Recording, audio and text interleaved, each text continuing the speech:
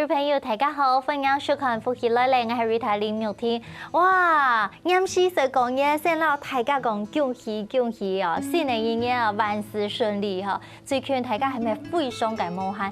因為呢，按你講吼，求啦講嘢，尤其30安部嘅增長是當無限哦。那按你嘅變數啦、精力不卡啦，那所有東西出到強力哈，準備來好講嘢呢，尤其啊吼。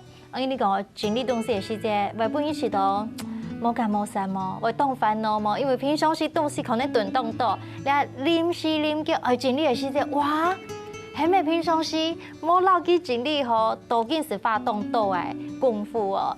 你今日嘅節目，我來幫助大家，幫大家當到嘅建議，也係講有啲方法來讓大家分享。今日特別邀請到，也係居家診療室嘅創辦人陳博仁先生，來到節目當中嚟分享，經用把人開始來聽上人經歷無卡，設計無卡呢，實實來分享博仁。Hello， 博仁你好。大家好，我是鄭博仁，很開心可以參加今天的節目。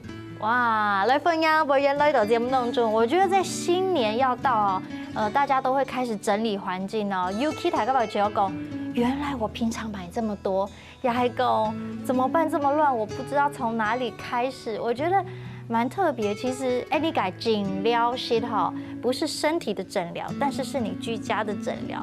那到底我們的診療室要做些什麼？是什麼東西呢 ？OK。我們其實診療室它有分診跟療，就跟字面上有兩個義詞一樣。那診這一塊的話，其實比較像是說比較偏收納整理這一塊。那療的話，它是比較像是說去了解他的一個，比如說生活情境、使用習慣，或者是平常都用哪些的東西，帶他去做一些物品的嚴選，然後留下他真正需要的部分，然後最後再去做全盤式的一個就是上架或者是歸位的一個部分。所以按你講到，我們從買東西選物品的時候，就要開始做一些篩選，所以開始選擇嘞。其實一般買物的時候要篩選是有點難度的，因為那個購物的氣氛，它會有很多的銷售語言啊。所以你在現場，你會分泌自己那個多巴胺，你就會很想去買，這樣就會有那個衝動想要購物。所以我覺得如果是完全沒有做過大整理，要在購物現場就是告訴自己不要買，它是很難的原因，是因為他當下其實不知道他真正需要是什麼。那整理它是一個蠻好的練習，是因為比如說我們如果是用類別式整理，我們把全部的衣服攤開。那你就可以馬上去比較說這件常穿，這件不常穿。那你把這個就是記憶留下來了以後，下次再去購物現場，比較不會被一些話術所引導。這樣。所以它每一種都會練習嘛。你剛剛說練習就是我們平常在家，如果經過這樣不斷的整理，然後了解我們的需要，就是診療嘛。你是咋個到？我們再到購物現場的時候，我們比較可以冷靜。比較可以cool down，不要那麼衝動，什麼都要買。我覺得大整理會有這個效果的原因，是因為說，因為你，比如說我們一般家真正在用的東西，可能只有20-30%，所以其他呢？其他的呢？其他就是放着啊，就是所以變成說，如果有些人他比較極端，他就是說，那我剩下的就真的拿去捐或送，所以那70%的東西對他來說是會痛的。所以這個痛的感覺記下來了以後，他下次就是在現場就比較不會亂買這樣。哇，報告老師，我有問題。我其實曾經愛繞牆狗，就是這個居家整理師來談胸我發覺他就會說，你接下來這一堆，你只能留10件衣服。OK。我啱先是冇法度給聽，我說可是這個我也蠻喜歡，這個我也蠻喜歡，只是我冇法度做到安的，我不會穿到這麼多。我當時真的有心如刀割的感覺，然後剛好是我有請我的朋友來幫我，那他就覺得說不行，然後他會給我壓力，然後也有一次我是請專業的團隊，他就說你不要看，叫我不要看，我就先大概分類有這些不要，然後他在整理的時候我就不要看。然後他說這也是一個辦法。那你們在幫助我們整理的時候，像我們如果真的買太多，也會用這樣的方法嗎？我們其實在那個做診療室之前的時候，我們有 brainstorming 嘛。那时候确实有一个弟弟，因为我是五个那个理工男的那个创业这样，然后有个弟弟他想做盲扫这样，可是我们不太敢叫人家不要看的原因是因为，丢错东西其实都要赔偿这样，所以我不太建议不要看。那我们一般就是说，你一直跟客户讲丢这个字，他其实是会很容易会不想面对，我们会心痛，对，因为这些都是用钱买的，用钱买。但是其实只要简单去分正在用跟没正在用的那个，其实分辨会蛮快的。所以我们一般都会是说，先询问他你期望中整理完之后，然后在这个空间想做什么事，然后理想的一个样貌是什么。那接下来我们就是把要用的东西留下来，然后先做部分的那个陈列跟摆放，然后最后再一起去讨论说，那这些比较少用的处理方式这样。所以我们比较像是先让他看到美好的那一面了以后，是耶，然后他再去决定说，比较说，那我要保留这个美好的一面，还是要把这些没有在用的再收回去？因为通常再收回去就会乱掉，所以他这个时候就会为了不要破坏那个整理好的那种想象中的氛围，他那些的就会舍得，决断力就会比较舍得这样。应该反过，我觉得你们很厉害，你们给他一个目标，一个愿景，让他看到一个美好的 picture。也有看到咧这样好看呢，也是他想要的。对啊。那其他多出来，甚至根本不会用到，他就比较愿意舍弃了。对啊。其实它一定是比较，因为你等于说整个在整理流程中，你把它都放在物品的价值的时候，其实要逼人家去丢失，我觉得是有点残忍的。尤其是比如说就是比如说我的爸爸妈妈那一辈来说，会是更残忍。所以我觉得反而是在讲，就是说美好生活先去做到了以后，再去看这些留下来的物品。它其实会比较容易去整理这样。因为糖狗哈，你讲动静小东西很习物，很会留东西，其实他这个人就是很重感情，很节俭，或者是他就是很珍惜东西，所以他会比较舍不得，要么留安豆东西，所以他其实是一体两面。还讲你看到你想要对 Q 改善法，那我们就可以选择我们接下来要做的决定了。对啊。博源当时怎么会想要创立这个居家诊疗室？这有点说来话长，因为我算是学生及创业嘛。那我们其实是从校园的团队开始来做整理。那在做居家整理之前，我们本来是做旧物再造设计，就我们把黑胶唱片变成黑胶唱片时钟，然后或者是好玩哦。是蛮好玩，但是没有人会买这样。就是比如说像那个旧吉他，我们把它变成置物盒之类的。哇，对，那动就重击呢，很有创意。算蛮有创意，所以后来就是因为这件事情，我们就有得到蛮多的那个就是校园补助跟政府的一些就是创业奖助金。对，因为它其实某一种这个题目，它的议题在讲的是一个物的善循环，所以有被鼓励。但是面临市场的时候，就不太有人会去买。那它可能是很小众，比如说一些餐厅，它要做一些摆设啊，那可能会买这个东西。所以我们后来就是针对旧物去重新反弹了以后，才发现说，大家对旧物的困扰不是什么就是改造，因为你把他不要的东西改造成另外一个东西，它只是从一个垃圾变另外一个垃圾。对，他可能还是不需要，因为他家根本就不需要。那甚至是如果是纪念品的东西，你改造成另外一个东西，对他来说那个纪念就不见了。所以他真正就是说，他困扰的是舍不得丢这个部分。然后第二个是说，他真的愿意丢的时候，对他来说捐赠资讯不透明，然后二手交易流程太繁琐，所以他就选择都放在那边，都不去处理这样。那你们现在祈祷老师讲的都讲中我的心，什么越安也感高哎。可是尤其像现在我们居住的空间，然后孩子可能结婚之后有孩子，我们的生活的空间它会越来越小，因为你有了孩子，可能有别的东西，对啊，然后可能他们也需要活动的空间，所以其实你带啊手材哈，大家空间还非常重要，所以这个时候人家说的断舍离，或是你如何有系统性的归纳你的空间，这真的很重要，这已经是生活的一个算是一个逻辑了，对不对？应该算是啦，但每个人个性不一样。对啊，有些人，比如说我们在整理的时候，会去判断说他是比较偏右脑或者是左脑思考的。哦。对，那右脑思考，他其实某种程度在讲的事情是他看东西比较直觉性，然后摆放的时候其实没办法特别的就是井条有理这样。那左脑思考，他可能就喜欢就是一字排开，都是清一色，比如说都是白色啊，盒子都装好的。对，所以两个人他坐在同一个空间的时候，就会很不同，很常去吵架。所以我觉得我为什么会讲这个原因，是因为是说刚刚有提到说逻辑嘛，可是对右脑的人来说，他不太有逻辑，他凭感觉，所以他需要的是所有东西都看得到。对，所以我觉得可能偏左脑的人，他来说是有逻辑是很棒的，但是对右脑的人来说，他只需要东西看得到。所以一生起吼，原来经历东西哦，我经常在讲，这根本已经是心理学的一个认知哦吼。所以你等下下呢，其实来谈咧经历台式帮人来分享，佢做了安多嘅石头韩国帮助当中，你到底叫哪都有嘅收获呢？聊一下其實就有福氣來咧。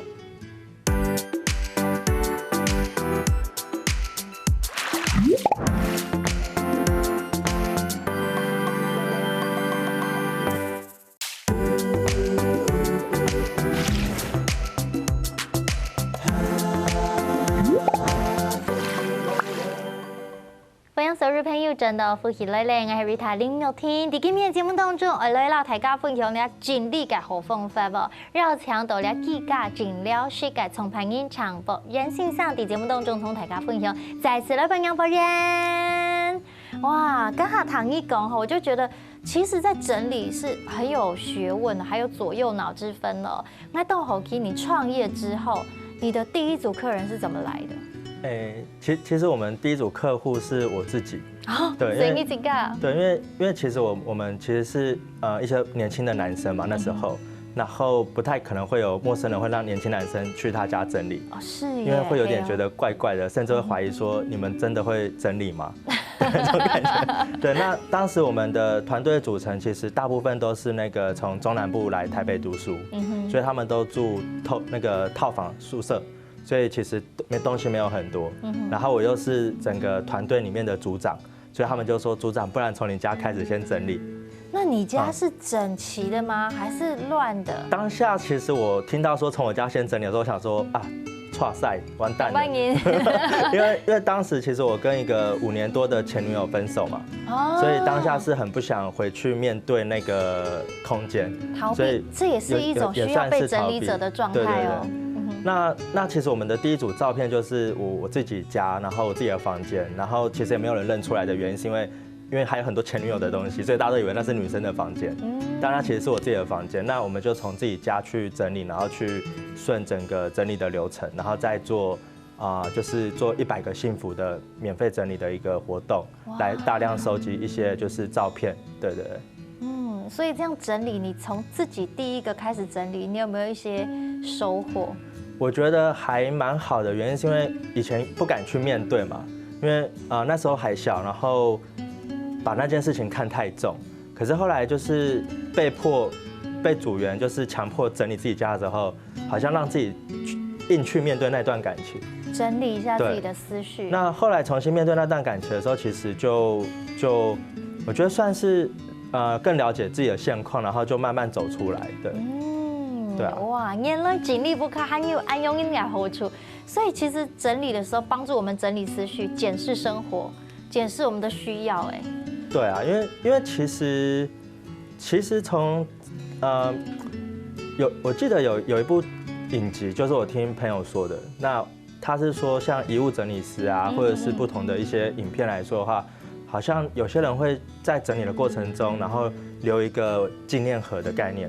那他等於說就是說他，比如說人跟人之間的關係，最後留的那個紀念盒，那這個紀念盒就會是說，其實這樣就夠了，不一定要留那麼多。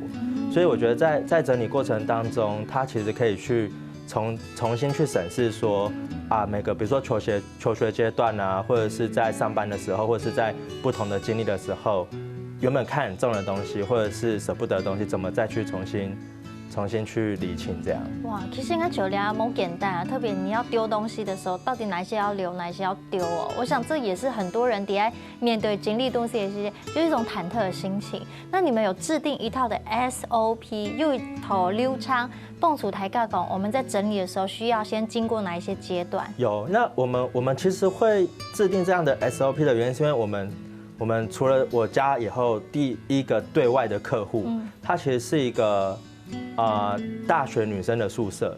那当时我们3、4个男生去他家整理的时候，花了24小时的时间。就一个，他宿舍很大吗？没有，才5坪而已。5坪你要整理1天，而且是4个男生。对对对，所以我们后来就想说啊，完蛋了，这个其实应该如果按时薪去换算的话，应该就这生意不太能做。所以后来我们会去拟定那个 SOP 的原因，是因为有2个，一个是形象，然后一个是那个就是我们要把时间缩短这样。那形象的部分是因为当时有个弟弟他190公分嘛，然后我们那时候他要穿白色衬衫、黑色裤子，还有戴黑色的那个手套。为什么戴黑色手套？是因为我们有一些女生的私密物品，我们不想要用手去碰。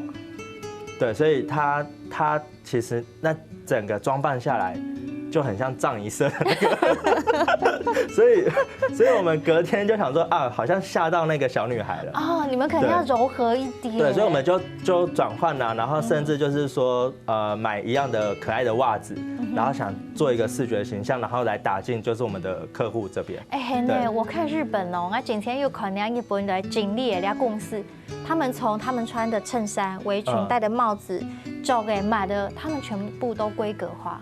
我们公司其实也是对，那为什么会这样的一个原因，其实是说第一个是会有团队的感觉，那第二个部分客户他其实会觉得，哎，你们不是来玩的，是不是闲杂人等，是经验而来走谁，是专业的。然后我觉得第三个其实我是听我们这个现场诊疗师后来分享，是说他其实有点神圣的力量，是说，哎，我穿上那个制服了以后，我就变一个人了。黄袍加身的感觉，就是说我已经要去解决客户的问题，而不是好像随随便便走进别人的家那种氛围这样。嘿呢，彼此都会觉得这是一个尊重、很重视的感觉。对对对。所以团曲还有一家安尔流畅哦。那你们真正在进入这个整理的时候，是你要先跟所谓的屋主沟通吗？然后用半年的景行。我们会先了解他的那个需求。因为其实家是所有需求的集中地嘛，比如说你今天买任何东西都会回到家里啊，我们要解决的事情是说从这么多东西里面去挑出他真正要的，所以我们一定要先做那个整理范围的聚焦，那我们就会了解说你整理完期待要做的什么的，就喜欢做的一个就是希望的生活样貌是怎么样，那以这个为目标，然后还有就是说你家里最多的东西，它当做是一定要处理的。然后，所以我们会有一个就是比较偏理想的目标，跟2个比较是偏实务上一定要解决掉的痛点的那种方式去做定义，这样。哇，你用痛点来形容，其实是蛮痛的，就是。有没有真的在整理的现场，那个你要丢的时候，那个屋主说哦不要，这个我再留着好了，警定员有吗？我觉得有，可是他如果那个理想的蓝图有描绘的很清楚的话。他就会很愿意丢。那我们曾经有一个客户，他在我面前就是 LV 包包，就是3秒就可以断舍离这样。那当然我觉得有点吓到，就是说，哎，他怎么办到？可是他的目标非常明确，因为他的空间是有点混乱的嘛。那他这次那时候他整理的目标是要挽回他的前夫，所以他为了挽回前夫的话，那个 LV 包包对他来说就是不是那么重要，因为他只要家里整齐的一个对。那他把它丢掉吗？他其实可以把它拿去捐或者是卖掉嘛，对不对？我们讲丢，可能是我这边讲不太清楚，就是说他有些是捐或是送，把它割舍掉，不在他的家里啊，用您。所以还有一张门票哈。那该你都有团曲，你们在团队的训练上，刚刚讲到要专业啊，让大家有一致性、有团体感，所以也特别开了课程，要去帮助这些伙伴们，对吗？我们会开这个课程，其实跟一开始讲那个女生宿舍的空间有关。因为如果每个人去做都要花20几个小时，那原则上它是很难在台湾的市场就是被大家给接受的。所以当时在整个课程的规划当中，我们就是把有客户经验的几个伙伴，然后逼他就是说拿一张 A4 纸，就是10分钟把他去客户家的所有事情用流水账写下来。哦，那手不能停哦，就是停的话，就有人会拿那个尺去打他的手这样。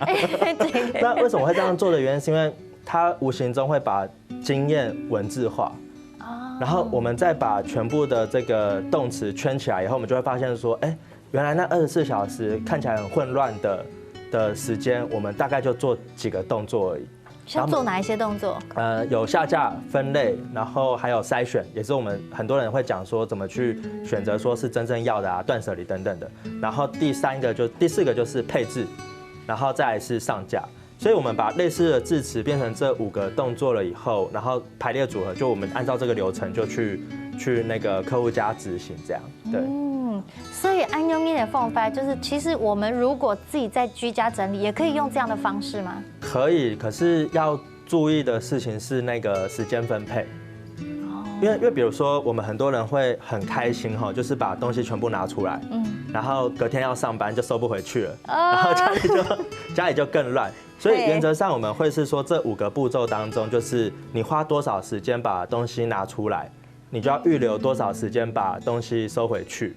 对，所以它就是在这5个步骤当中，再加上一些时间的管理，它其实是每个人都有机会可以一起做的。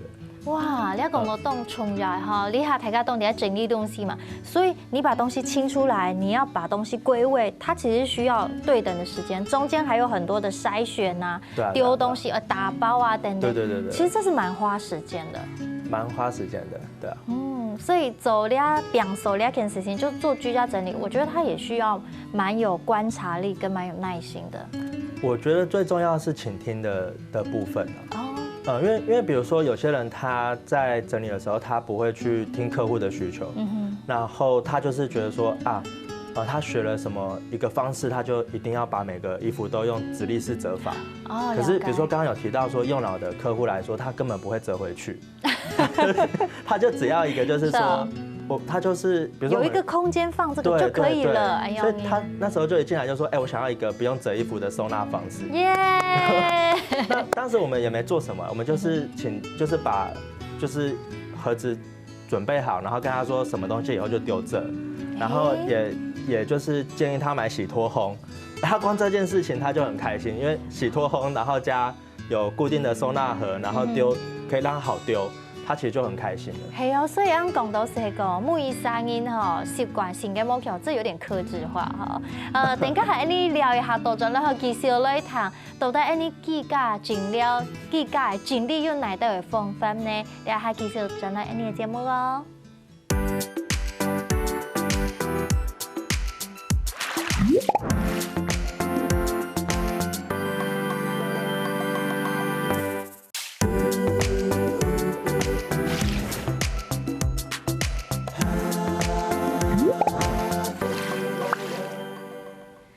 所有朋友真的福氣來 Rita 呢，今本要來大家分享這個我們所謂的諺語哦，來博遠我們一起來學哈。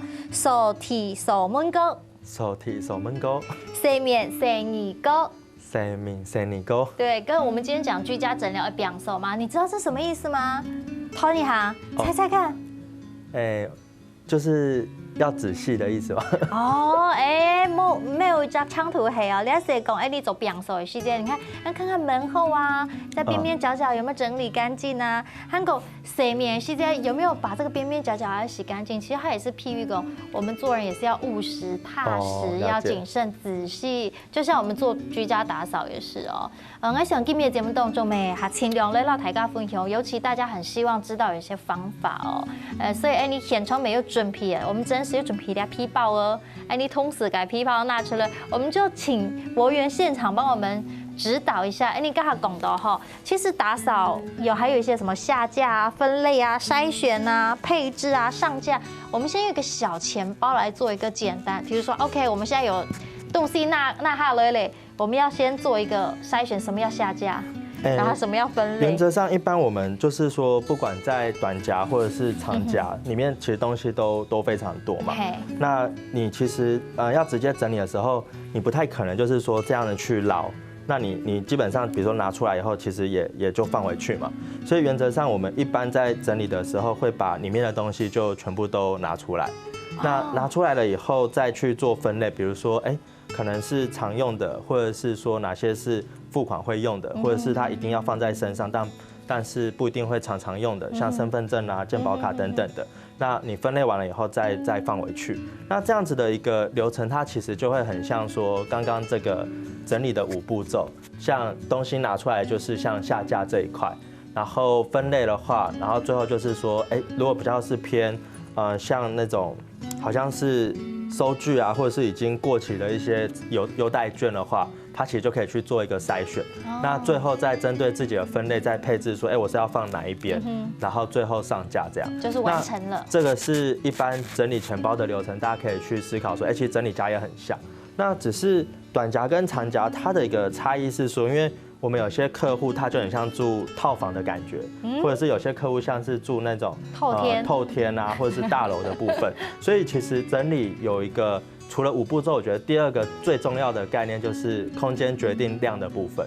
所以我今天长夹、短夹要放多少东西，它不是取决于说我想买多少东西，而是看说我里面的量的一个部分。那比如说像长夹，它的收纳空间比较多，所以比如说它这边就可以一目了然，比如说放就很清楚。有哪的东西？但是短夹它其实来看的话，就是说因为它的空间比较小，所以它整个的设计上一定会有很多暗夹的一个部分有拉链那这个暗夹的部分其实就很像是说看不见的收纳。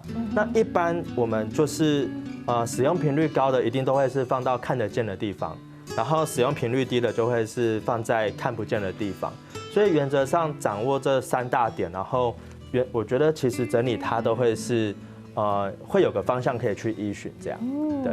所以像那细细东西，还得有一家去整理该技巧哈。还讲经验督导，就是如果真的有人他就很喜欢堆东西，比如说有人真的有囤积症哦，那经验，如果遇到这样子，你要怎么帮助他？囤积症这边的话，我们其实不太能直接就是去着手帮助他。因为他可能会踩到比如说精神科医师或临床心理师的一个范畴这样。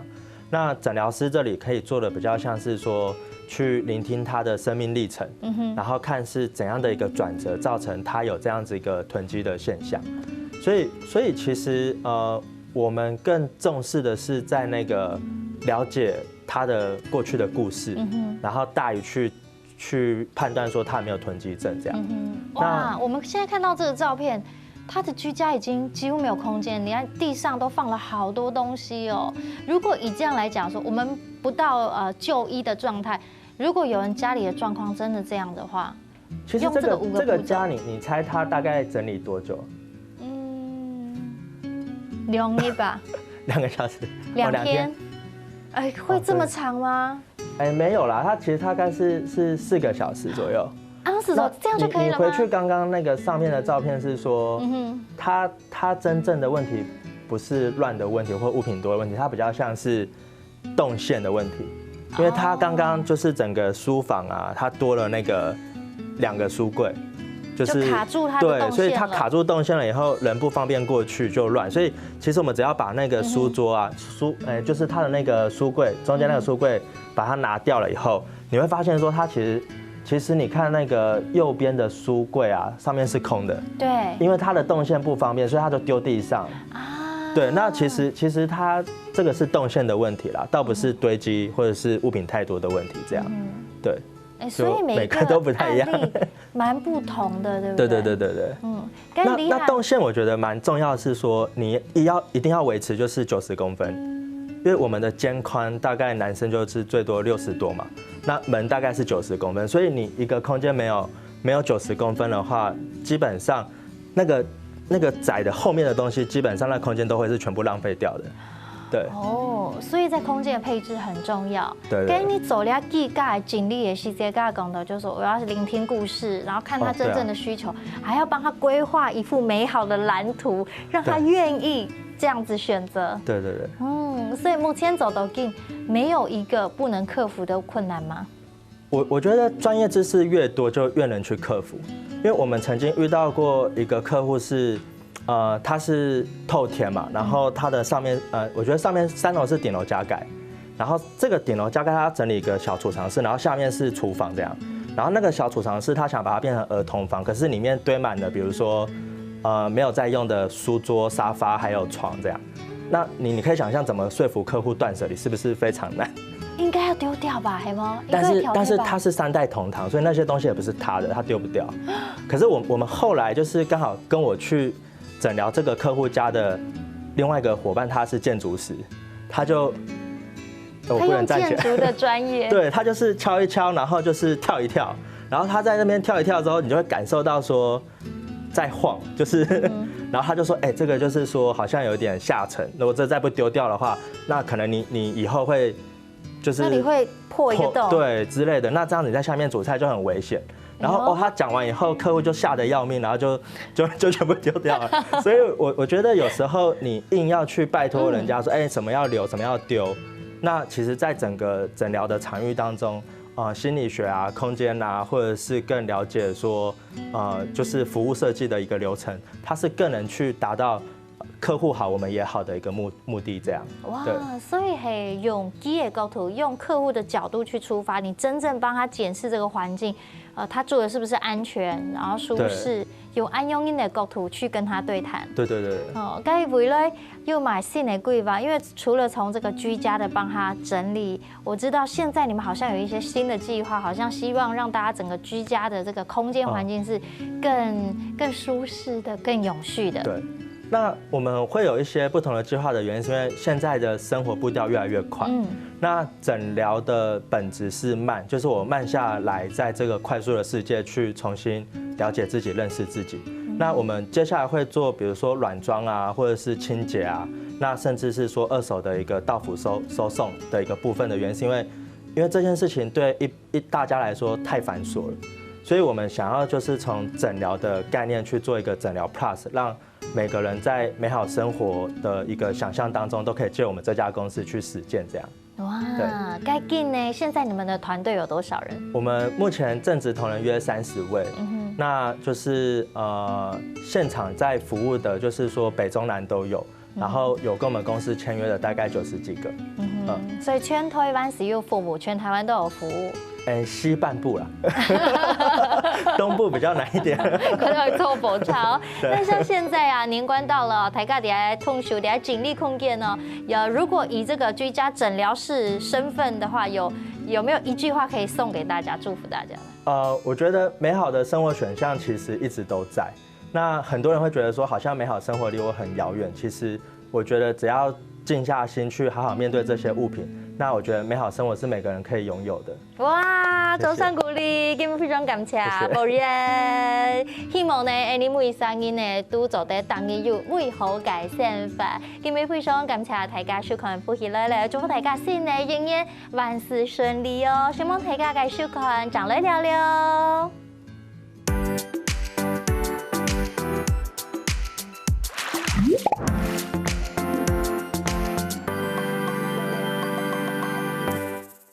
喜歡富喜來嚟節目嘅朋友，記得來你點讚、聽下個電視台嘅片頭，韓國愛分享出去哦，希望大家。